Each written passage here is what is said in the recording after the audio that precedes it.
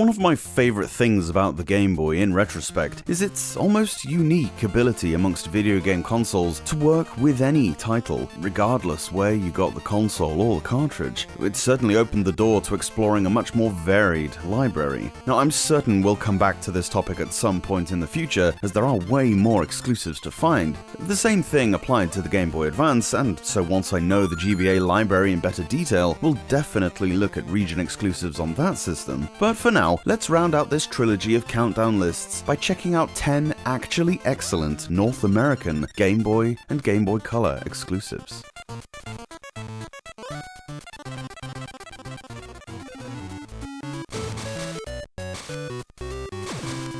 Crystallis. A remake of the NES game from a decade earlier, the plot might have changed a fair bit, but it's still a compelling one, and the action RPG style of gameplay is intuitive and lots of fun. Those cutscenes are magnificent as well.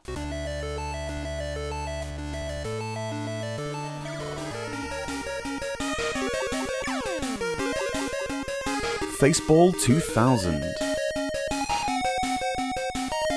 Seems I talk about this game quite a lot, and for good reason. Actual facts about the capabilities or the historical implications of Faceball 2000 remain as muddy as ever, and only get more so with any conversations around it. People get strangely hot as to the extent of this game's importance. Some defend it to the death, whereas others shit all over it. Strange hills to die on they might be, it is just a video game after all.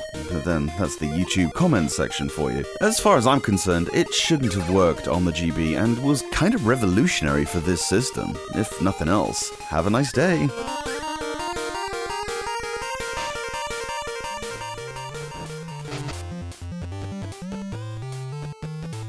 Hit the Ice.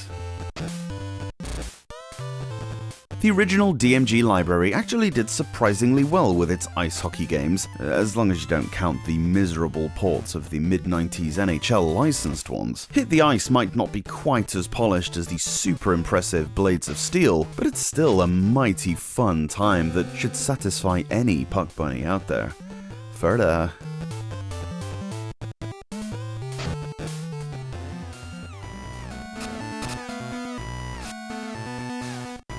Iron Man and Exo Manowar in heavy metal. Before Iron Man became a big movie deal, he teamed up with the much lesser known Exo Manowar. Out of all the superhero Game Boy titles, this is definitely in the higher ranks. That might not be saying a great deal. I'm looking at you, Spider-Man. But if you're after a fun action platformer, this'll probably do the business for you.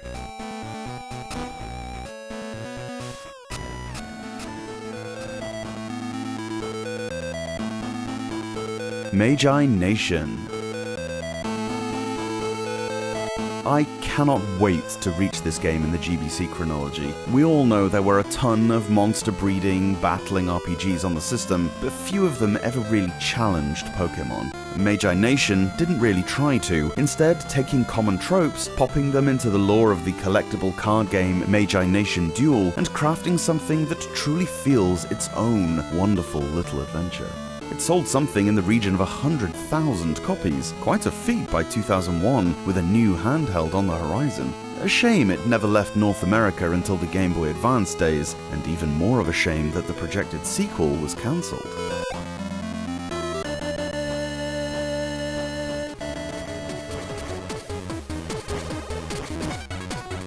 Project S11. If this game only stood out because of its graphics, it'd still be really impressive. Couple it with a soundtrack that shouldn't be possible out of a Game Boy Color. This is part vertical shoot 'em up, part look at what we can do art demo. Mind-blowing stuff.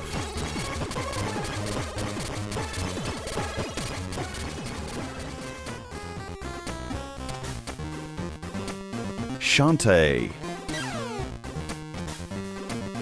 Pick any 10 awesome etc video list that Shantae's eligible for and it'll make the cut. Stunning graphics, sound, gameplay, everything. I'm probably gonna get sick of referencing it. An original cartridge is super expensive because of its quality, the region exclusivity, coupled with a lack of strong distribution, the lateness with which it came out. It's a perfect storm for a shockingly high price tag. Look, guys, you don't need to buy the original. It's on Switch Online, PlayStation Store, whatever you want, probably, for way less. Get a new car or something instead. Hey, listen to me or don't. You won't. Collectors are insane, let's be real. Just make sure you play this wonderful game at some point in your life, and marvel that it's a Game Boy Color one.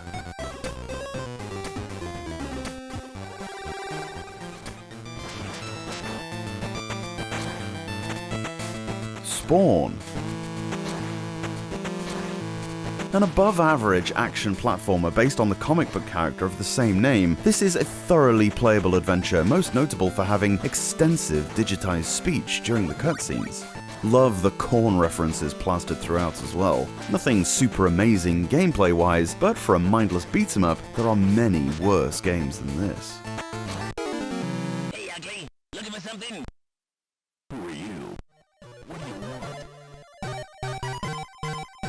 Warlocked.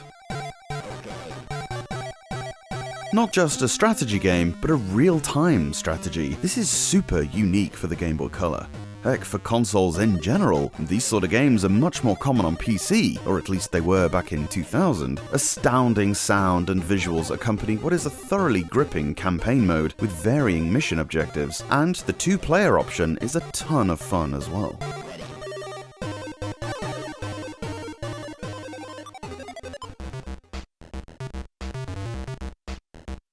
Word Zap. You know, sometimes fancy graphics, sound, gameplay, storytelling all pales into insignificance when faced with a damn solid puzzle game. Sometimes that's all you really want. Word Zap can be played by anyone, young, old, smart, dumb. The only prerequisite is that you at least know some English words. Just you try and play only one game of Word Zap, I dare ya. It can't be done.